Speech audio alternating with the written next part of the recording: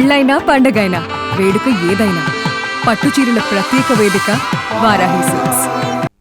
మాజీ ముఖ్యమంత్రి జగన్ కు హెరిటేజ్ ఫుడ్స్ లీగల్ నోటీసులు పంపింది. హెరిటేజ్ ఫుడ్స్ పై జగన్ ఆరోపణలను ఖండించింది హెరిటేజ్ యాజమాన్యం. ఇక ఫిబ్రవరి 13, 2026న లీగల్ నోటీసులు జారీ చేసింది. హెరిటేజ్ ఫుడ్స్ పై ఉద్దేశపూర్వకంగానే తప్పుడు ప్రచారం చేస్తున్నట్లు జగన్ పై ఆరోపణలు వస్తున్నాయి. ఇక క్రిమినల్ చట్టాల ప్రకారం కఠిన చర్యలు ఉంటాయని కూడా హెచ్చరించినటువంటి పరిస్థితులు కనబడుతున్నాయి. హెరిటేజ్ సంస్థ యొక్క ప్రతిష్టతను దెబ్బతీసే విధంగా అసత్య ప్రచారాలు చేస్తున్నారంటూ కూడా లీగల్ నోటీసుల్లో పేర్కొనడం జరిగింది. ఇప్పటికే దీనికి సంబంధించి ప్రధాన మీడియాల్లో వచ్చినటువంటి అంశాలను కూడా తొలగించాలని ఢిల్లీ హైకోర్టు నోటీసులు జారీ చేసినటువంటి పరిస్థితులు కూడా కనపడ్డాయి. అయితే జగన్కు హెరిటేజ్ ఫుడ్స్ లీగల్ నోటీస్ ఇవ్వడం పైన కూడా ఉత్కంఠ కొనసాగుతుంది. అయితే జగన్ యొక్క ఆరోపణలను కూడా హెరిటేజ్ యాజమాన్యం ఖండించింది. ఒకసారి ఆధారాలు చూడమని చెప్తాను. అసలు ఈ ఆధారాలు చూసిన తర్వాత ప్రజల్నే నేను కోరుతా ఉన్నా, మీరే డిసైడ్ చేయండి.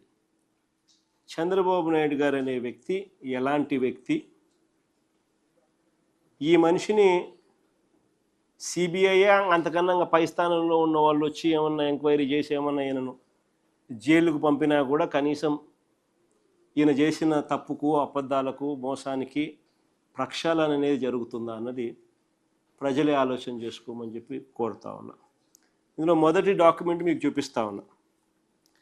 హెరిటేజ్ కంపెనీ అఫీషియల్ వెబ్సైట్లో ఫిబ్రవరి 10, 2026న హెరిటేజ్ కంపెనీ అఫీషియల్ వెబ్సైట్ నేను చెప్తా ఉన్నా, మీకు ప్రజెంటేషన్లో చూపిస్తూ ఉండేది.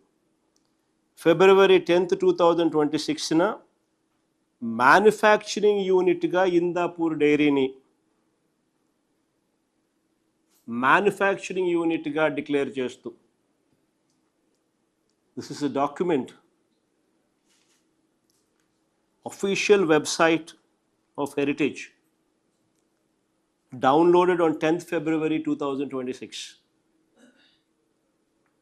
wherein 2026న 10th February 2026న మ్యానుఫ్యాక్చరింగ్ యూనిట్గా ఇందాపూర్ డైరీని చూపిస్తూ ఉన్న స్క్రీన్ షాట్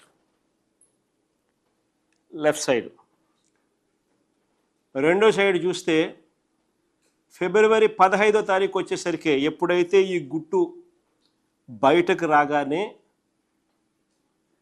ఎప్పుడైతే దుమారం లేచిందో అప్పుడు అఫీషియల్ వెబ్సైట్ ఆఫ్ హెరిటేజ్లో 2026 ఫిబ్రవరి 15న 5 రోజుల తర్వాత కో మ్యానుఫ్యాక్చరింగ్ లొకేషన్గా మార్పు. కో మ్యానుఫ్యాక్చరింగ్గా. The moment this has become a controversy, within 5 days, by 15th February 2026, the official website of Heritage has marked Indapur Dairy as co-manufacturing hub. So ఇవి జగన్ చేసినటువంటి ఆరోపణలు. అయితే ఈ ఆరోపణలు మాత్రం హెరిటేజ్ ఫుడ్స్ ఖండించినటువంటి పరిస్థితి. 13 ఫిబ్రవరి 2026న లీగల్ నోటీసులు కూడా పేర్కొనడం జరిగింది. ఇక ఇదే లీగల్ నోటీసులకు సంబంధించి మరింత సమాచారం మా ప్రతినిధి కిరణ్ అందిస్తారు.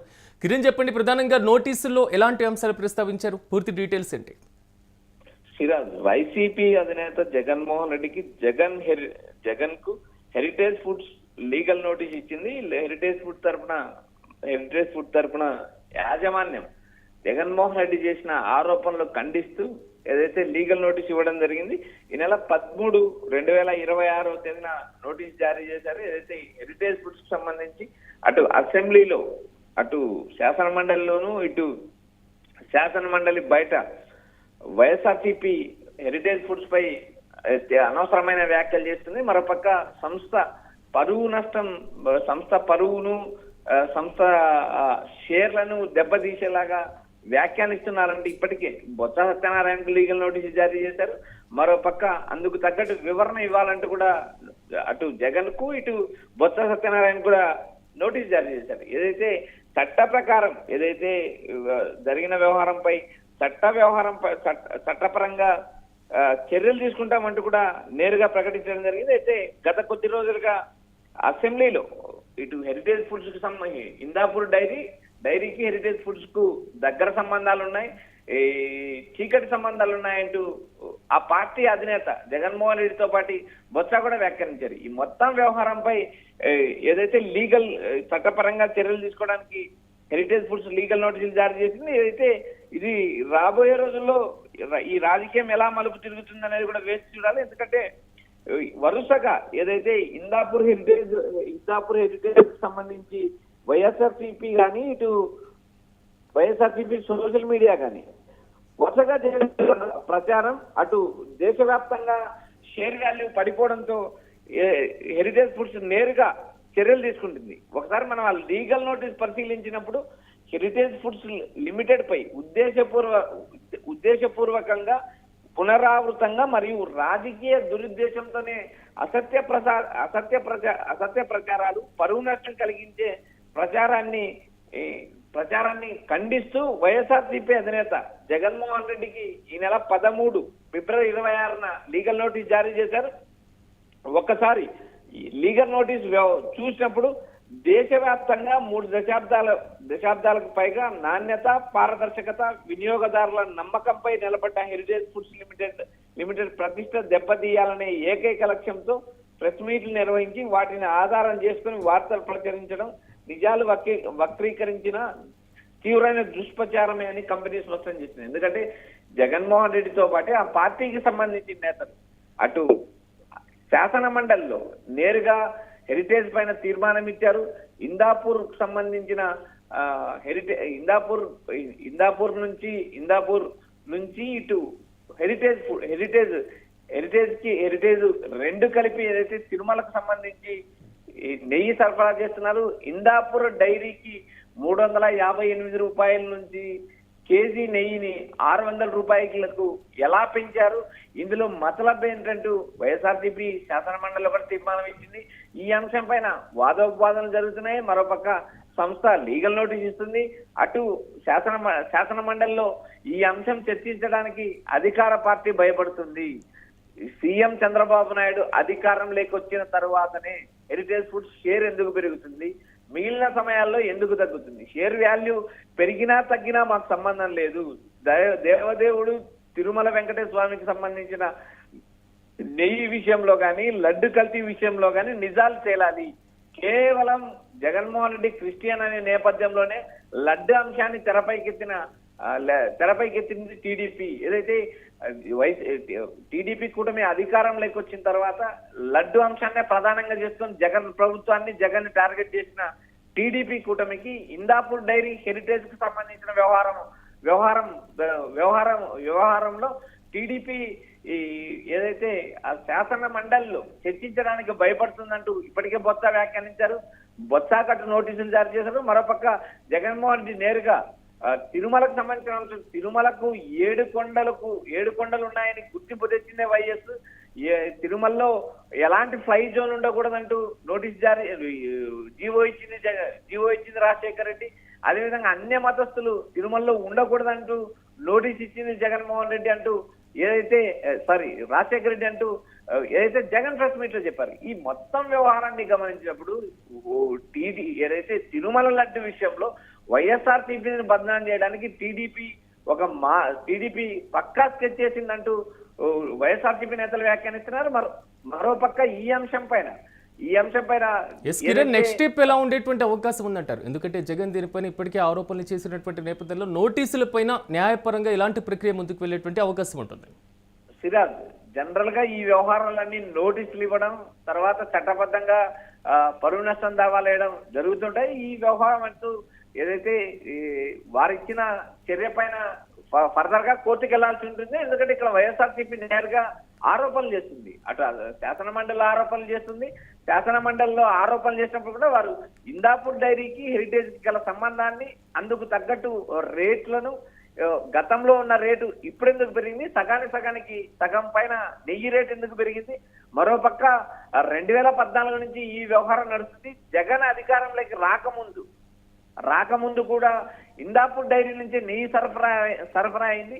అలా దాదాపు జగన్ అధికారంలోకి వచ్చిన తర్వాత 4 లారీలు ఇందాపూర్ డైరీ నుంచి వచ్చింది. ఆ నెయ్యిని తిరస్కరించామంటూ టీటీడీ చైర్మన్ ఇప్పటికీ వైవి సుబ్బారెడ్డి ప్రకటించారు. ఇలా వరుసగా ఈ వివాదాన్ని గమనించినప్పుడు ఫర్దర్ గా న్యాయపరంగా చర్యలు తీసుకునే అవకాశాలే ఎక్కువ ఉంటాయి. ఎందుకంటే ఈ సంస్థ పైన ఒకసారి ఆరోపణలు చేసిన తర్వాత ఆరోపణలు దాదాపు వైఎస్ఆర్సీపీ వెనక్కి తీసుకొని సారీ చెప్పే అవకాశాలు దాదాపు ఉండవు. ఎందుకంటే అసెంబ్లీ శాసన మండలిలో కూడా నేరుగా ఇందాపూర్ డైరీ నుంచి హెరిటేజ్ గల సంబంధాల పైన, చీకటి ఒప్పందాల పైన మేము ఏదైతే తీర్మానం ఇచ్చాం, తీర్మానం పైన ఇప్పటికీ అధికార పార్టీ చర్చించలేదంటే వైఎస్ఆర్సీపీ మరోపక్క విమర్శించింది. ఎందుకంటే ఈ వ్యాపార సంబంధాలు మాత్రమే అంటూ ఇప్పటికే హెరిటేజ్ వ్యాఖ్యానిస్తుంది. అయితే ఈ నేపథ్యంలో జగన్మోహన్ రెడ్డి చేసిన వ్యాఖ్యలు ఉద్దేశపూర్వకంగా ఉన్నాయి. వాటిపైన బహిరంగంగా క్షమాపణ చెప్పాలి, లేదా క్షమాపణ చెప్పకపోతే ఖచ్చితంగా లీగల్ గా చర్యలు తీసుకుంటామంటూ ఇప్పటికే హెరిటేజ్ ఫుడ్ ప్రకటించింది.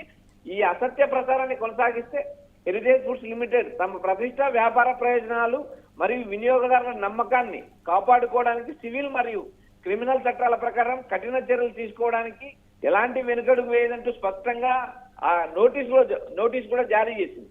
హెరిటేజ్ ఫుడ్స్ లిమిటెడ్ ప్రతిష్టపై జరుగుతున్న ఈ దాడి కేవలం ఒక సంస్థపై కాదు, దేశంలోని విశ్వసనీయ వ్యాపార సంస్థపై జరిగిన దాడిగా కంపెనీ అభిప్రాయపడింది. ఏదైతే ఇచ్చిన లీగల్ నోటీస్ లో జగన్మోహన్ రెడ్డి సారీ చెప్పాలి, బహిరంగంగా క్షమాపణ చెప్పాలంటూ నోటీస్ జారీ చేసింది. అయితే ఈ వ్యవహారం పైన అటు జగన్మోహన్ రెడ్డి కానీ, ఇటు వైఎస్ఆర్సీపీ నేతలు కానీ క్షమాపణ చెప్పే అవకాశాలు దాదాపు ఉండవు సిరాజ్. ఎందుకంటే నేరుగా ఏదైతే తిరుమల లడ్డు అంశాన్ని వైఎస్ఆర్సీపీకి కావాలని అంటజుట్టారంటూ వైఎస్ఆర్సీపీ నేతలు వ్యాఖ్యానిస్తున్నారు. మరోపక్క కావాలని అది సీఎం చంద్రబాబు నాయుడుకి సంబంధించిన హెరిటేజ్ ఫుడ్స్ ఏదైతే నారా భువనేశ్వర్ నిర్వహిస్తున్న హెరిటేజ్ కు సంబంధించిన వ్యవహారంలో వైఎస్ఆర్సీపీ కేవలం తప్పుడు ప్రచారం చేస్తుందంటూ ఇటు లీగల్ నోటీస్ తో పాటు అటు అధికార పార్టీ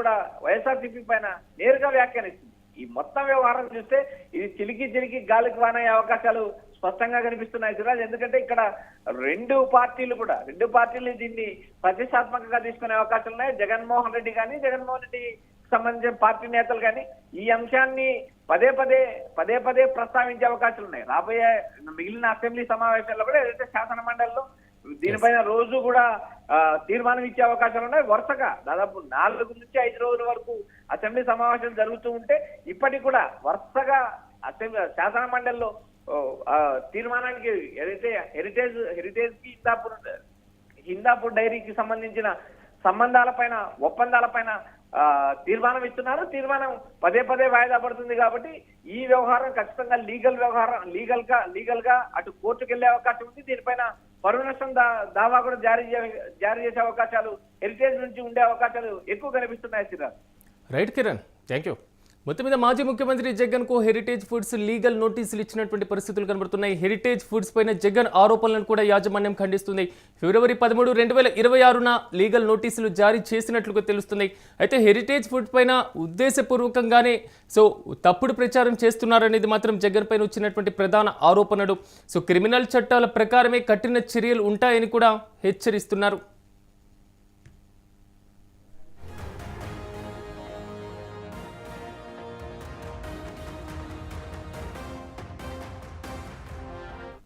మనం చూస్తున్నాం యూటీవీ స్క్రీన్ పైన మాజీ ముఖ్యమంత్రి జగన్మోహన్ రెడ్డికి ఇచ్చినటువంటి నోటీసులను అక్కడ మనం చూస్తున్నాం. గుత్తా మల్లికార్జునరావు అడ్వకేట్ పేరుతో నోటీసులు ఇచ్చినటువంటి పరిస్థితులు కనబడుతున్నాయి. మాజీ ముఖ్యమంత్రి జగన్మోహన్ రెడ్డి వైఎస్ఆర్సీపీ పార్టీ ఫౌండర్ ప్రెసిడెంట్గా, అదేవిధంగా వైఎస్ఆర్ కాంగ్రెస్ పార్టీకి సంబంధించినటువంటి నోటీసులు ప్రధానంగా ఉన్నటువంటి అంశాలు ఒక్కసారి మనం పరిశీలించినప్పుడు సాక్షి న్యూస్ ఆర్టికల్స్లో వచ్చినటువంటి అంశాలు 13/2/2026కు సంబంధించినటువంటి అంశాన్ని ఇక్కడ ప్రధానంగా తీసుకోవడం జరిగింది. ఇక్కడ ప్రధానంగా హెరిటేజ్ ఫుడ్స్ ప్రైవేట్ లిమిటెడ్ కి సంబంధించినటువంటి అంశాలను కూడా ఇక్కడ ప్రధానంగా ప్రస్తావిస్తూ నోటీసుల్లో ఏదైతే అడ్రస్లను కూడా స్పష్టంగా పేర్కొన్నారు. ఇక్కడ ఉన్నటువంటి ప్రధాన అంశాలు ఒక్కసారి మనం గమనించినప్పుడు నోటీసులో క్లియర్ కట్ గా మెన్షన్ చేశారు. ఉద్దేశపూర్వకంగా 1 ఆరోపణలు చేయడం జరిగింది. 2 రాజకీయపరమైనటువంటి దురుద్దేశం సాగినటువంటి ప్రచారం, 2 అసత్య ప్రచారాలు అనేటువంటి అంశాన్ని కూడా ఇక్కడ ప్రధానంగా కనబడుతున్నటువంటి పరిస్థితి కనబడుతుంది. ఇక selling of the milk and milk products since 1992 సంబంధించినటువంటి అంశాలను కూడా మేము ఒక ప్రతిష్టాత్మకంగా దీన్ని కూడా అమ్ముతూ ఉన్నటువంటి పరిస్థితులు కనబడుతున్నాయి. కానీ మా యొక్క యాజమాన్యానికి మా యొక్క సంస్థకు ఆటంకం కలిగించే విధంగా ఉద్దేశపూర్వకంగా రాజకీయ పరంగా అసత్య ఆరోపణలు చేస్తున్నారనేది మాత్రం నోటీసులో ప్రధానంగా పేర్కొన్నారు. మరి ముఖ్యంగా నాణ్యత, అదేవిధంగా పారదర్శకత, వినియోగదారుల నమ్మకం, ఈ అన్నిటిని కూడా చొరగొన్నటువంటి సంస్థ హెరిటేజ్ సంస్థ. మరి అలాంటి సంస్థ పైన ఇలాంటి ఆరోపణలు చేయడం ఎంతవరకు కరెక్ట్ అనేది మాత్రం ఇక్కడ కనబడుతుంది. Quality, food safety and consumer health అనేటువంటి అంశాన్ని కూడా నోటీసులో క్లియర్ కట్గా మనకు పేర్కొన్నటువంటి పేరాన్ని కూడా మనం చూస్తున్నాం. అదేవిధంగా తిరుమల తిరుపతి మరి ముఖ్యంగా దేవస్థానానికి సంబంధించినటువంటి నెయ్యి సరఫరాకు సంబంధించినటువంటి అంశం ఇప్పటికే న్యాయస్థానాల్లో ఉన్నటువంటి పరిస్థితులు కనబడుతున్నాయి. కాబట్టి ఆ కల్తీ, కుట్రలు, సిండికేట్ ఇక్కడ కనబడుతున్నటువంటి ప్రధానమైనటువంటి అంశం. ఆ సిండికేట్ అనేటువంటి పదాలతో హెరిటేజ్ ఫుడ్స్ను ఏ విధంగా మీరు రెండింటిని కలుపుతారు అనేటువంటి అంశాన్ని కూడా ఇక్కడ ప్రధానంగా హైలైట్ చేశారు. సో ఆ కల్తీ, కుట్రలు, సిండికేట్ వంటి పదాలు కూడా నేర సంస్థలను చిత్రీకరించడం కూడా కరెక్ట్ కాదు అనేది మాత్రం నోటీసులో క్లియర్ కట్గా పేర్కొంది. స్క్రీన్ మీద మనం చూస్తున్నాం ఫిబ్రవరి 10, 2026, అదేవిధంగా ఫిబ్రవరి 15, 2026. సో ఇందాపూర్ డైరీ రూపంలో ప్రధానంగా ఉన్నటువంటి అంశాలు, సో హెరిటేజ్కి ఇందాపూర్కి ఉన్నటువంటి సంబంధాలు అనేటువంటి అంశం పైన మాజీ ముఖ్యమంత్రి ప్రెస్ మీట్ పెట్టి ఆరోపణలు చేసినటువంటి స్క్రీన్ ఇక్కడ మనం చూస్తున్నాం.